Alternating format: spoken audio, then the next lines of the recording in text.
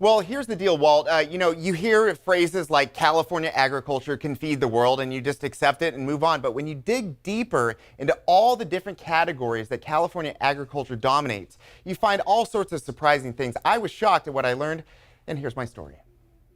You hear it all the time. California agriculture is a big deal, but you may not know how dominant Cal Ag really is and where it will pop up next and shock you.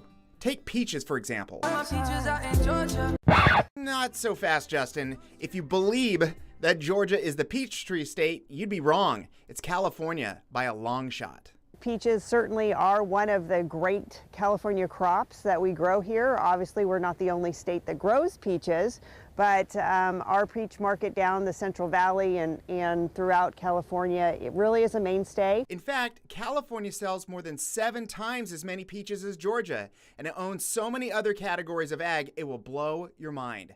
Apricots, squash, olives, and almonds. California runs all these top crops and has worn the artichoke crown since Marilyn Monroe was the queen of the festival back in the 40s. Oh yeah, she's ours too.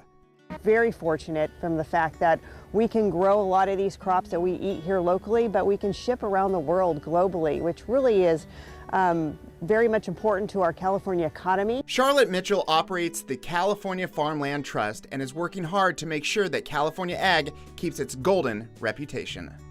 But ag also needs the land to keep going and growing. You see, just like crops, the whole industry changes year to year with quality and quantity. It wasn't that long ago in the 50s that Los Angeles County was the top ag producer in the state. Yes, that LA County. Well, those days are long gone and they're not coming back. Every year, California loses about 50,000 acres of productive ag land to development. The trust supports development where they say it makes sense and wants to keep farmland, well, for farming.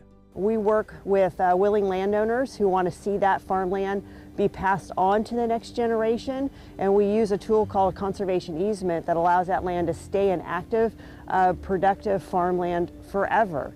It's a tricky balance for the future of what California looks like, sounds like, and smells like for California's more than $130 billion ag industry. Who says money doesn't grow on trees? Rob, that's a great story. You mentioned development, which needs land, and farming needs land. And what about the water for farming and development? People with their showers and drinking water. Exactly.